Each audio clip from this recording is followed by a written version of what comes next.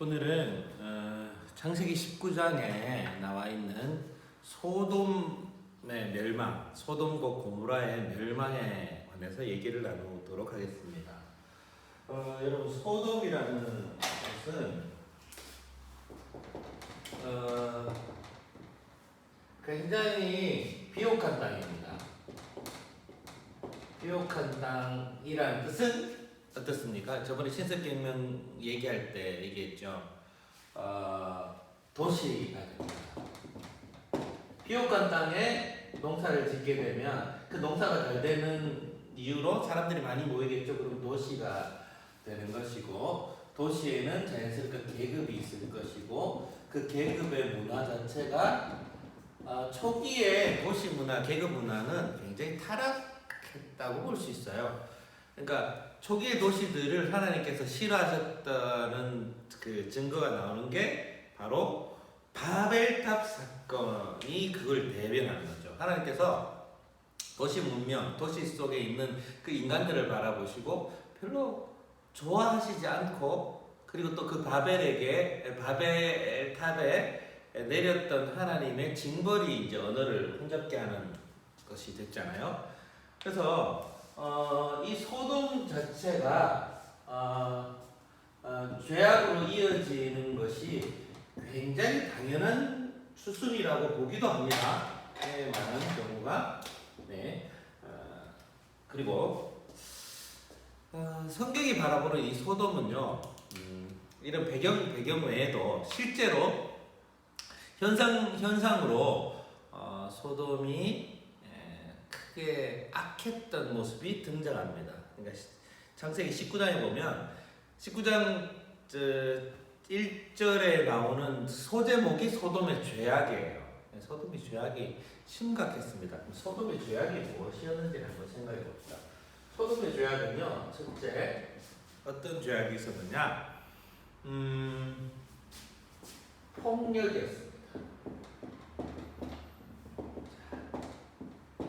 자, 누구에 대한 폭력이냐? 이방인에 대한 폭력이었습니다. 그런데 여러분, 우리가 한번 여러분들이 영상을 보실 텐데 그 영상을 보신 내용하고 한번 비교해 보십시오. 아브라함이 한 행동과 소돔인들이 한 행동을 한번 비교해 볼까요?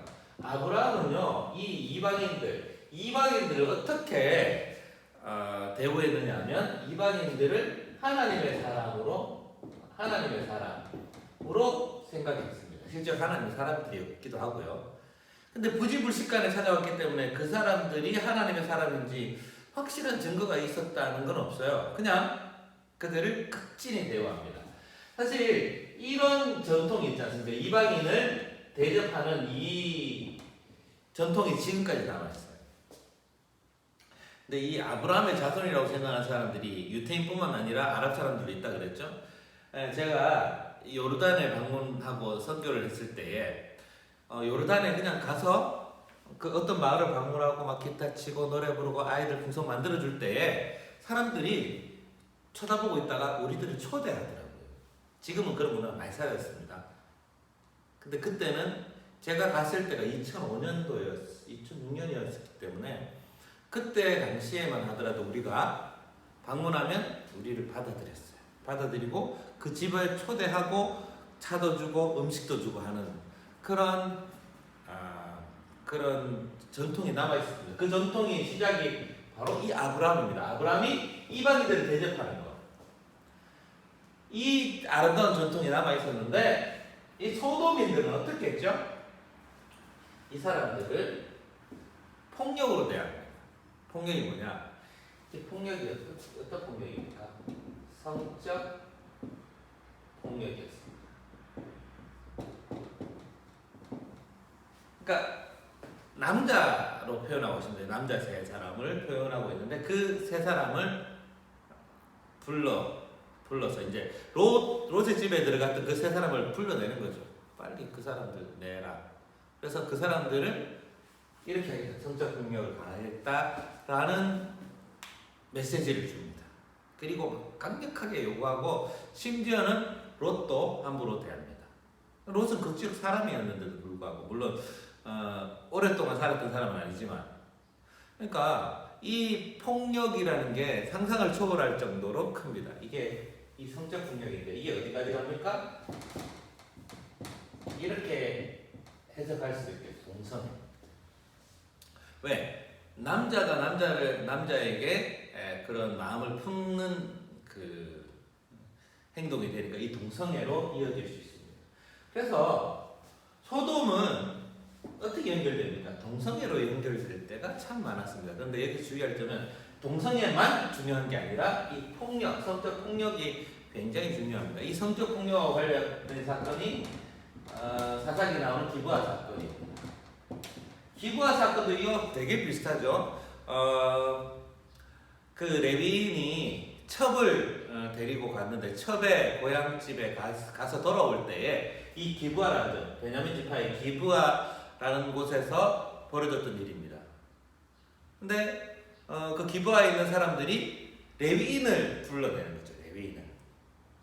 레위인 남자잖아요. 그 남자를 그 불러내서 남자에게 이 성적 폭력을 가하겠다고 하는 장면이 나옵니다. 그래서 그 사건을 통해서 이스라엘이 큰 동족 상잔의 비극이 생겼지 않습니까?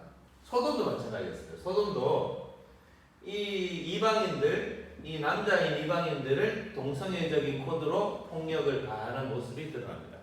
사실 성경에 등장하는 꽤 많은 경우에 동성애는 이 폭력을 동반하는 경우가 많습니다. 그래서 어떤 사람들은 동성애를 동성애라 보는 것이 아니라 폭력적인 부분으로 더 봐야 된다라고 주장하는 사람도 있습니다.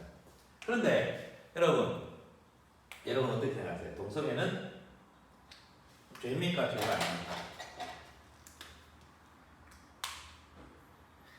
성경은 동성애는 죄라고 얘기합니다.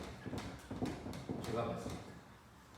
왜? 이게 로마서에 분명히 나오기 때문에 로마서 1장을 자세히 읽어보시면 남자가 순리를 영리대로 바꾼다라는 장면이 나와요. 그 장면은 바로 동성애를 죄로 얘기하는 장면입니다. 구약뿐만 아니라 신약에서도 동성애는 죄로 분명하게 언급하고 있습니다. 그렇죠? 그래서 우리는 동성애를 물었을 때 죄는 맞습니다라고 말을 해야 됩니다. 그런데 중요한 것은 무엇이냐? 그러면 우리는 동성애자들은 어떻게 대할 것인가? 라는 것이죠. 여러분, 동성애자들은 어떻게 대해야 됩니까? 동성애자들은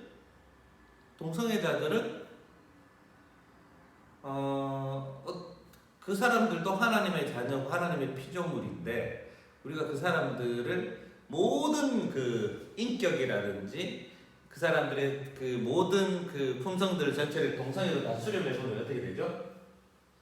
죄인이고 나쁜 사람, 죄인이야 이렇게 얘기하는 것이 됩니다. 그런데 여러분 그것은 옳지 않아요. 그러니까 죄를 지은 사람을 대하는 태도는 우리가 예수님을 통해서 한번 참고해 볼 필요가 있는데 예수님이 하신 행동입니다. 예수님과 가늠한 여인, 요한복음 8장에 나오는 여인입니다. 예수님은 가늠한 여인을 어떻게 대하셨죠? 그때 예수님 당시에 간음을 했다는 것은 어떤 의미일까요? 요즘은 우리나라도 간통죄가 폐지가 됐죠. 간통죄가 형사상의 문제로 폐지가 됐습니다. 물론 민사상의 그 문제는 해결이 안 되고 똑같이 배상을 할 수 있지만 형사상의 책임은 묻지 않습니다. 근데 그때 당시에 간음은 뭘까요? 간음은 투석형입니다. 유대 레위기 법전에 따라서 돌로 던져 죽이는 겁니다. 그러니까 간음을 한 여인이 붙잡혀 왔다 그러면 이 여인은 어떻게 되는 거죠? 이 여인은 곧 죽게 될 여인입니다.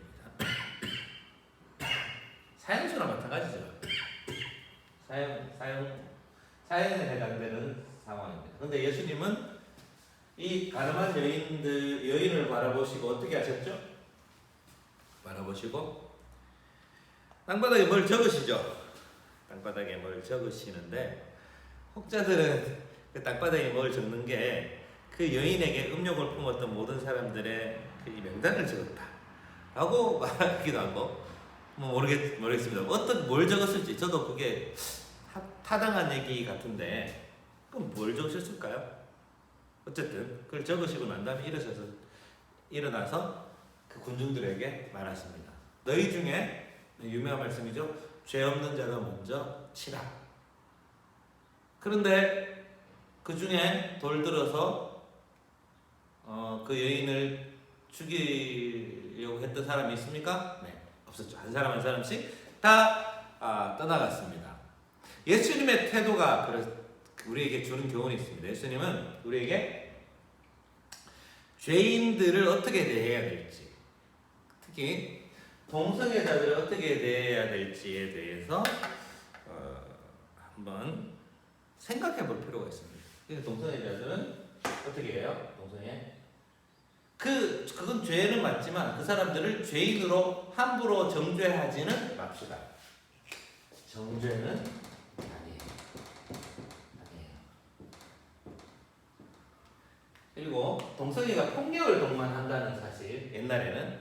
그래서 동성애라 그러면 굉장히 어떻게 보면 부정적인 요소가 훨씬 컸습니다. 예전에는 훨씬 더. 지금은 그 폭력을 담보하지는 않죠. 여러분, 동성애자들이 폭력을 담보하면서 우리에게 들어오는 경우가 있습니까? 가끔 이런 경우는 있다 그러더라고요. 이 교도소에는 진짜 이것과 이것이 같이 이어지는 경우가 여러 매체를 통해서 여러분 보셨는지 모르겠지만 그런 경우가 있다고 합니다. 그러나 지금의 동성애는 이런 폭력적인 요소들은 우리 일상 가운데서는 존재하지 않습니다. 이 사람 동성애자들 일상 가운데서는. 자, 정리됐죠? 자, 소돔이라는 이것이 이런 죄악 때문에 멸망하게 되는데요. 그 멸망의 소식을 누가 제일 먼저 듣게 되느냐면 아브라함이 먼저 듣게 돼요. 그래서 아브라함이 소돔에 멸망한다는 얘기를 듣고 떠올랐던 사람이 있겠죠? 자기 조카가 떠올랐겠죠. 피부치가 하나밖에 없는데 자기랑 같이 와가지고 정말 같이 엄청나게 고생을 많이 했던 그 사랑하는 조카가 소돔에 있습니다. 그 소돔을 살려야 되겠죠. 소돔을 사랑해서 소돔을 살려자는 것이 아니라 아브라함은 롯을 걱정하기 때문이었죠. 그래서 그 하나님의 사자들에게 부탁을 하죠. 50명이면 괜찮겠습니까? 라고 얘기하니까 50명의 의인이 있으면 내가 소돔을 살려줄게. 45명 괜찮아요? 오케이. 40명은요? 30명은요? 20명은요? 10명은요? 까지 내려갑니다. 그래서 10명만, 의인 10명만 있으면 그 소돔을 좀 살려주시면 안 돼요? 라고 간구합니다. 근데 하나님의 사자들은 10명을 받아들입니다. 소돔에 10명의 의인만 있다면 소돔을 멸망하지 않겠다라고 약속을 하고 떠나갑니다. 근데 어떻게 됐죠? 이 하나님의 사람들이 이방인처럼 돼서 성적 폭력을 당할 위험까지 처하게 됐죠. 그죠? 그리고 결국 그 의인이 10명이 안 돼서 소돔은 멸망하게 됩니다. 그 소돔이 멸망하게 될 때에 롯과 자기의 딸 둘과 그리고 자기 부인만 나오게 됩니다. 근데 또 에피소드가 하나 더 나오는 게 뭐냐면 딸에게는 약혼을 한 사위들이 있었어요. 약혼한 사위, 그러니까 결혼할 사위들로 나옵니다. 그런데 이 결혼할 사위들이 소돔이 멸망한다는 사실을 받아들이지 못하죠. 그리고 자기 예비 장인을 비웃습니다. 그래서 그들을 놔두고 떠나옵니다. 그러니까 총 4명이 나오게 되겠죠. 4명이 나오는데 여러분 의인 10명이 턱없이 모자랐죠. 그래서 유황불이 하늘에서 떨어져서 소돔이 크게 멸망하게 되고요. 정말 그 도시의 흔적이 남아있지 않아요. 도시 흔적이라 해봐야 그 엄청난 구덩이. 그래서 사해바다가 그쪽이 아닌가라고 많은 사람들이 봅니다. 사해바다가 굉장히 깊거든요. 깊고 굉장히 움푹파였기 때문에 그곳이 그 소돔의 옛자리가 아닌가라고 추정하기도 합니다. 그런데 고고학적 자료가 소돔에 관련된 것은 없습니다. 지금까지. 근데 또 에피소드가 하나 더 있죠. 아내가 어떻습니까? 롯의 아내가 뒤를 돌아보다가 소금 기둥이 되는 장면도 나옵니다. 제가 여기를 갔어요. 그 사해바다 쪽을 갔는데 롯의 아내라고 이름 붙여진 소금 기둥이 거기는 한 몇백 개 있겠더라고요. 왜냐면 거기는 소금이 실제로 나는 곳입니다. 그러니까 옛날에는 거기가 지형적으로 바다였던데 이게 융기가 돼가지고 거기에 소금층이 쌓이는 곳이 많아요. 그리고 또 거기는 그 날씨로 인해서 이렇게 기둥이 이렇게 기둥 같은 게 이렇게 세워졌다가 그게 풍화돼서 사람 모양처럼 이렇게 세워져 있는 돌덩이들이 굉장히 많습니다. 제가 보더라도 그런 기둥들이 많았어요. 그래서 다 이제 롯의 아내라는 별명이 붙여지곤 했답니다. 어찌됐건 이 소돔은 자기 자신들의 죄로 인해서 멸망하게 됩니다. 하나님도 이 소돔을 멸망시키기로 예전부터 작정하셨고요. 그래서 살아남은 사람이 롯과 누굽니까? 자기 딸들만 남습니다. 근데 롯과 딸들만 남았기 때문에 이 사람들 이 두 딸이 모의를 해서 자기 아버지를 술을 먹이고 난 다음에 아버지가 동침을 해서 아이를 낳게 되죠. 그게 모압과 암몬의 조상들이 됩니다. 이게 되게 좀 낯뜨거운 장면인데 그런 장면까지 19장에 나오게 됩니다. 오늘 내용은 소돔과 고모라였는데요. 여러분들이 만화 영상을 여러분 볼 거예요. 너무 다른 것들은 좀 너무 판타지고 너무 좀 앞뒤가 안 맞아서 만화 영상을 볼 텐데 만화 영상도 참 잘 그려져 있습니다. 여러분들 보시고 소돔 고모라를 한번 교훈으로 삼으시기 바랍니다.